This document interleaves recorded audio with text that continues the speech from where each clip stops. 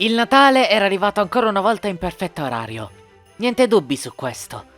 Tutta la gente era in giro per i negozi a cercare i panettoni più gustosi e i regali perfetti per i propri cari. Uno di questi bei fanciulli che più di tutti godeva l'atmosfera delle feste era Giancarlo Macchiavilla. La gente diceva che lui sapeva sempre come celebrare il Natale.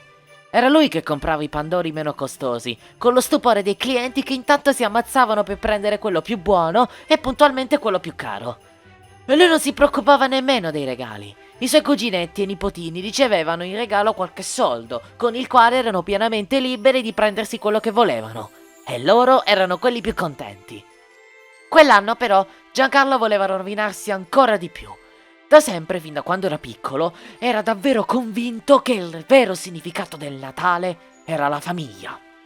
Già da ragazzino si inventava i metodi più divertenti e originali per intrattenere i suoi genitori.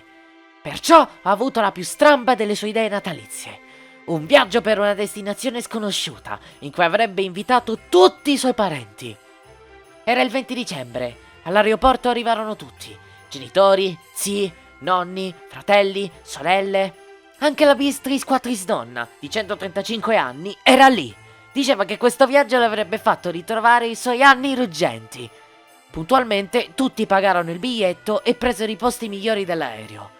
Il viaggio partì come previsto. Le cabine cantavano le più popolari canzoni natalizie del momento. Parlo con te, Maria Carey. Giancarlo non vedeva l'ora di godersi questa nuova avventura, con tutta la sua famiglia. Non poteva accadere proprio nulla di storto.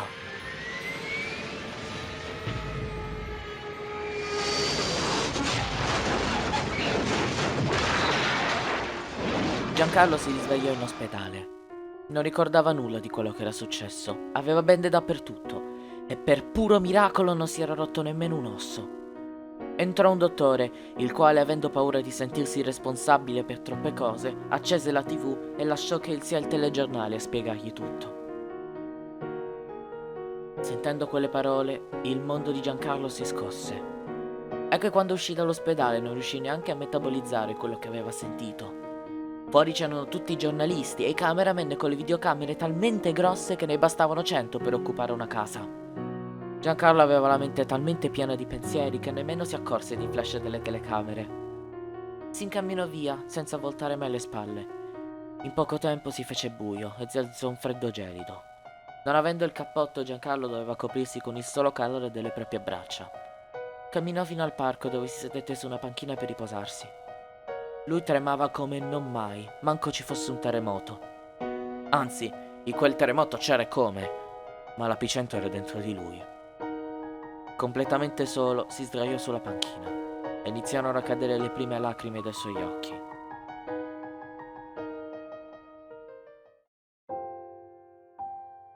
Era ormai tarda sera e il vento si fece più gelido. Passò qualche ora e lui si trovava ancora lì, su quella panchina del parco, ormai completamente vuoto. Aveva gli occhi pieni di lacrime da quanto non riusciva ad accettare quello che gli era successo. Davvero un bel Natale, pensò lui in modo sarcastico, senza però nascondere la sua miseria.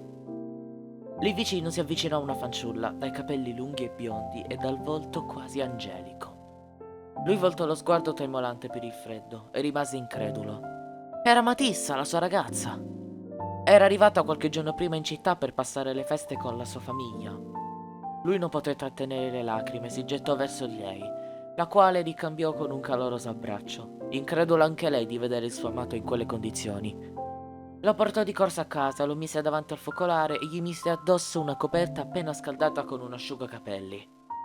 Lui, ancora col volto pieno di lacrime, le raccontò tutto quello che gli era accaduto. Matissa non ci pensò 2 volte, avvolse le sue dolci mani attorno a lui, dandogli anche qualche bacio tenero sulla guancia, con l'intento di non lasciarlo più.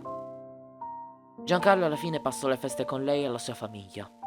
Ci mise un po' di tempo a riprendersi, ma ne uscì rinato e con una nuova concezione sul Natale, il quale vero significato era l'amore. L'amore di coloro che non ti abbandonano mai nei momenti più bui e dei quali noi dobbiamo essere grati di aver incontrato almeno una volta nella nostra vita.